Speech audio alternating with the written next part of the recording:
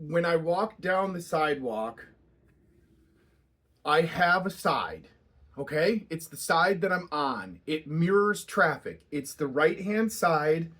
This is this is my side of the sidewalk, and as I'm walking down that side of the sidewalk, if anybody is walking on my side towards me, I become murderous. I just react poorly to that.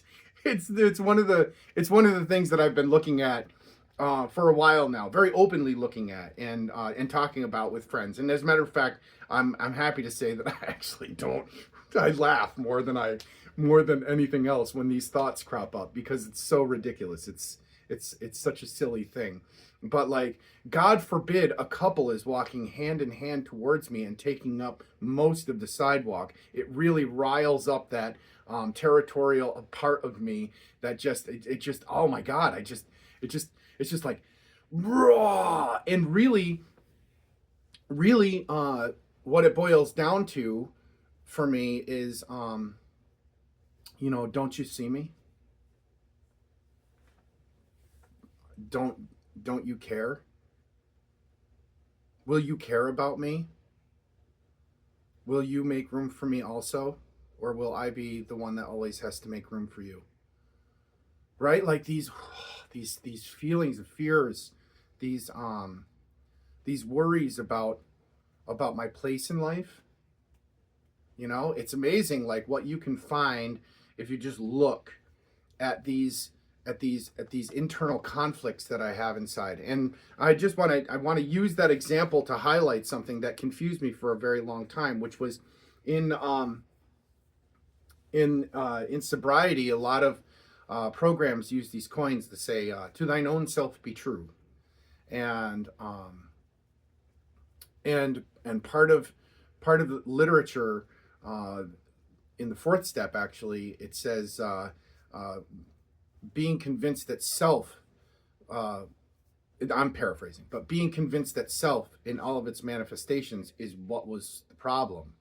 We had to take a hard look at it, right? So it was this weird thing for me in early sobriety where I was like, okay, so self is the problem, but I have to be true to that. It's like, what do you mean? How does that work? And it works exactly like I had just said, actually. What I'm trying to be true to, what it turns out is, I never really knew who I was. I never knew who I was or what I was. That was an image or a projection that I always kind of put out there. I was experimenting with the image of Justin for very long. I did not know what I was supposed to be, and I thought that was up to me.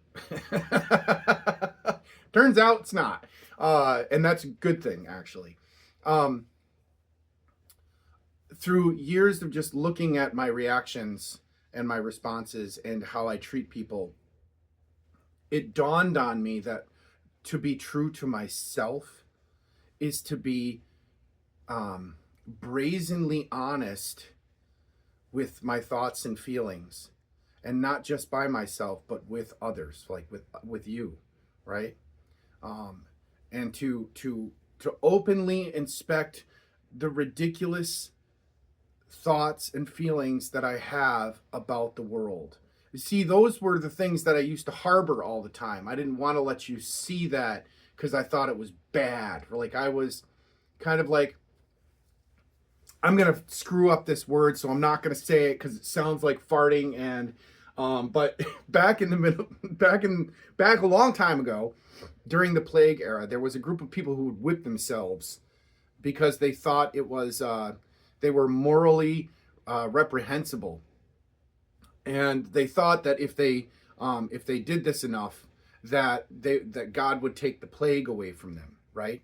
Well, that's how I'd been living. Like I whipped myself because I had a thought, you know? Like a bad thought would come up and I'd be like, my God, you're such a horrible person. And that would be something to tuck down inside and just keep a hold on it and try to pretend like I'm a really good person and show you that face. Well, as inside, I was harboring the exact opposite idea of who I was, which was absolutely horrible. None of that's true. And or maybe all of it's true, I have no idea. However, what I'm trying to say is it was important for me to start releasing and letting go of these things. And the way that we do that is at least through the 12 steps, the way that we do that is to talk openly about them, and to hear ourselves in the beginning also talk about how we're right about all of that stuff. Which turns out to be a bunch of hooey. It's not. It's like I justified and rationalized a lot of garbage in my head for a long time until I realized that it was a waste of time and effort to justify and rationalize stuff. It's just better to just state it clearly. Hey, when I'm walking down the sidewalk, I'm kind of a dick. And I'm not going to pester you with that. It's just the way that I am. And it's turned these things that I used to harbor, it's turned them into moments of humility where I can laugh at myself.